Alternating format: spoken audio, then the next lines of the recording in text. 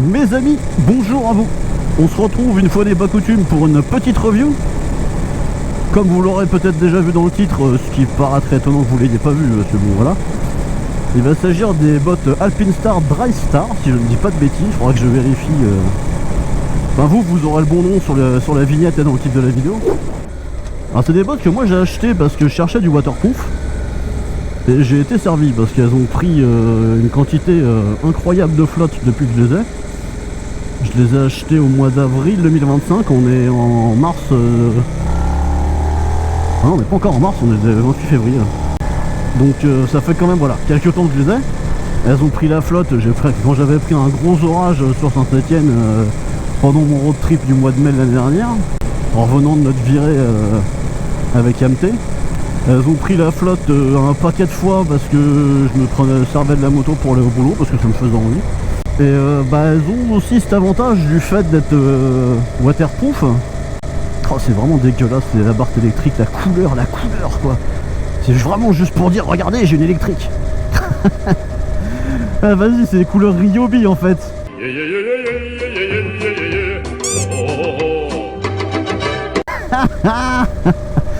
Bref, comme elles sont très étanches à l'eau, elles sont aussi coupe-vent et un petit peu coupe-froid.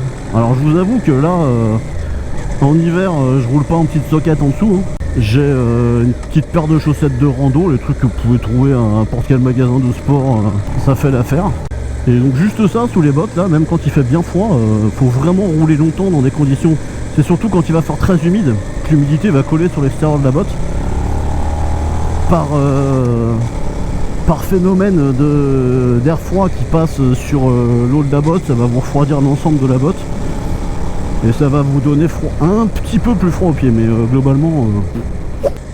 Donc ces bottes sont plutôt bien, au niveau souplesse elles sont géniales. Parce que j'avais essayé des bottes où j'étais pas à l'aise parce que la cheville trop rigide, donc je pouvais même pas me servir du sélecteur. Elles sont passe-partout parce qu'il n'y a pas des grosses décos. Je vous mettrai une petite photo parce que là on va pas les voir, même si je vous les montre à la caméra, on va pas voir grand chose. J'ai pu expérimenter quand je vous avais fait la review des baskets Fury. Mon gros problème pour cette review, c'est que je n'ai absolument plus en tête le tarif, donc je vous l'indiquerai, je vous le glisserai là maintenant. La fermeture est claire, les velcro, tout est plutôt pratique à l'usage. Donc non, c'est bonne botte. Alors je les ai jamais testés avec combinaison en cuir ou pantalon en cuir. Je les porte toujours à l'intérieur du pantalon, j'ai jamais essayé de mettre par-dessus, que ce soit un pantalon cuir ou une combinaison, donc je sais pas vous dire si ça passe bien. Non, je pense que oui.